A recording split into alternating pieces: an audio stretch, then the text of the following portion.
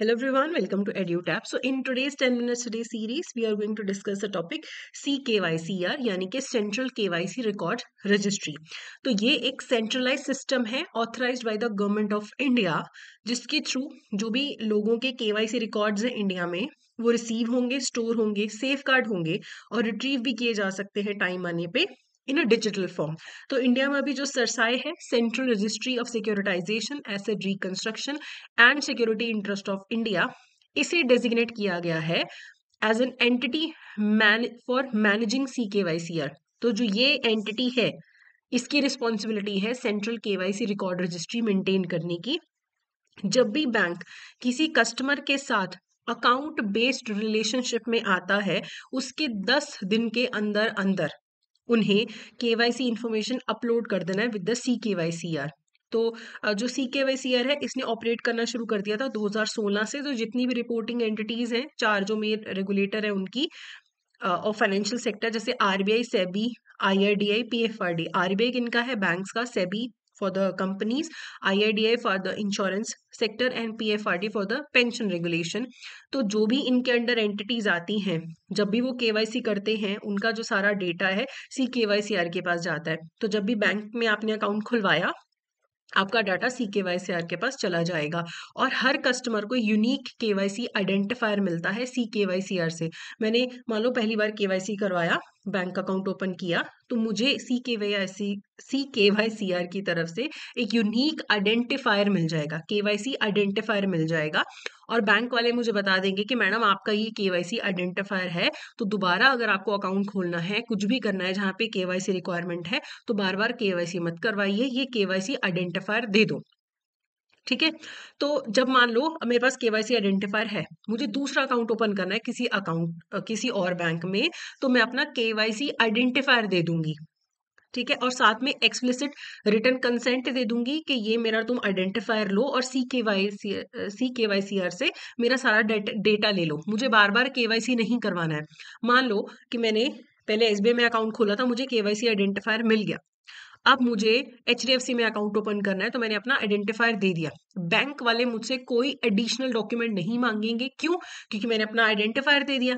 अब वो सारा डाटा CKYCR से ले लेंगे, मुझे बार बार अपना KYC का डाटा नहीं देना है। हाँ, अगर मेरी कोई इन्फॉर्मेशन चेंज हुई है, मेरा एड्रेस चेंज हुआ है, कुछ भी चेंजिंग हुई है, ठीक है, bank requires it for identity verification, enhance due diligence, risk profiling, कुछ भी मेरा चेंज हुआ है मेरे डाटा में, फिर मुझे एडिशनल डॉक्यूमेंट देना पड़ेगा कि जब मैंने पुराना KYC करवाया था तो मेरा चंडीगढ़ का एड्रेस था, अब मेरा दिल्ली का एड्रेस है, तो फिर ऑब्वियसली मुझे एक्स्ट्रा डॉक्यूमेंट देना पड़ेगा।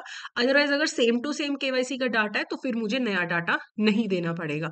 तो पहले क्या होता था, म्यूचुअल फंड खुलवाना है KYC, बैंक अकाउंट खुलवाना है KYC, इंश्योरेंस करवाना है KYC, बार बार मेरे को KYC करवाना पड़ रहा था। लेकिन अभी मैं एक बार KYC करवा लूंगी, मेरे पास KYC आइडेंटिफायर आ जाएगा और हर जगह KYC आइडेंटिफायर दे दो, बार बार KYC करवाने की जरूरत नहीं है। ओके। कुछ मैं एडिशनल डाटा आपको देना चाहती हूँ इसके साथ, मॉनिटरिंग ऑफ ट्रांजेक्शन्स को लेके। देखो, अब बहुत सारी ट्रांजेक्शन्स होती हैं बैंक्स के अंदर, हाई वॉल्यूम कम्प्लेक्स ट्रांजेक्शन होती हैं। तो बैंक वाले अपना anti money laundering framework use करते हैं, सॉफ्टवेयर यूज करते हैं, जिससे पता लग सके, ट्रैक कर सके कि सस्पिशियस एक्टिविटीज कौन सी हैं। जो बैंक का प्रिंसिपल ऑफिसर होता है वो डिसाइड करता है कि कोई ट्रांजेक्शन को सस्पिशियस रिपोर्ट करना है या नहीं करना है।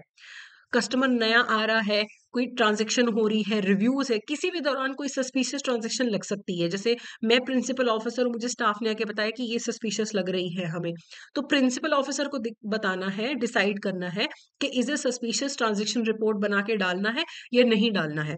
सस्पिशियस ट्रांजेक्शन हो कैसी सकती है कि जो क्रिमिनल प्रोसीड से रिलेटेड हो। पैसा कितना इंपॉर्टेंट नहीं है, लगता है कि क्रिमिनल कुछ है यहाँ पे, कोई कम्प्लेक्स अनयूजुअल या अनजस्टिफाइड ट्रांजेक्शन है कि पता ही नहीं लग रहा कि कहाँ से आ रहा है पैसा, इतना कम्प्लेक्स क्यों है ये ट्रांजेक्शन, या फिर जिसका कोई इकोनॉमिक रैशनल नहीं है कि इस इंसान के अकाउंट में इतना पैसा आ कैसे गया, इसने कुछ बेचा नहीं, खरीदा नहीं, कुछ इकोनॉमिक रैशनल नहीं बन रहा, कोई पर्पस नहीं बन रहा है, या आपको लगता है कि फाइनेंशियल टेररिज्म से रिलेटेड ये ट्रांजेक्शन है, तो प्रिंसिपल ऑफिसर को लगेगा सस्पिशियस है, तो FIU इंडिया को वो रिपोर्ट बना के दे देगा।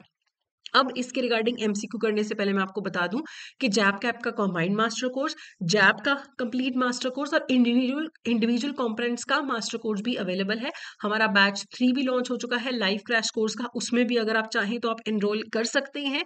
और बाकी आपको कोई भी डाउट है हमारे कोर्सेज के रिगार्डिंग, आप हमें मेल कर सकते हैं hello@edutap.co.in पे। अब क्वेश्चन देख लेते हैं। Consider the following statements regarding CKYCR। It is manage by cerci, बिल्कुल सही। Banks must upload KYC information with in 30 days of establishing account based relationship with the customer. 30 days नहीं, 10 डेज के अंदर अंदर आपको बताना होता है CKYCR को कि ये नया कस्टमर है, ये उसका data. A customer with a KYC identifier must provide additional KYC documents in all cases while opening a new account। नहीं, हमेशा थोड़ा ना एडिशनल डॉक्यूमेंट देने हैं। KYC आइडेंटिफायर दे दिया, बात खत्म। लेकिन अगर कुछ डाटा चेंज्ड है फिर आपको एडिशनल डॉक्यूमेंट्स देने हैं। तो यहाँ पे करेक्ट आंसर होगा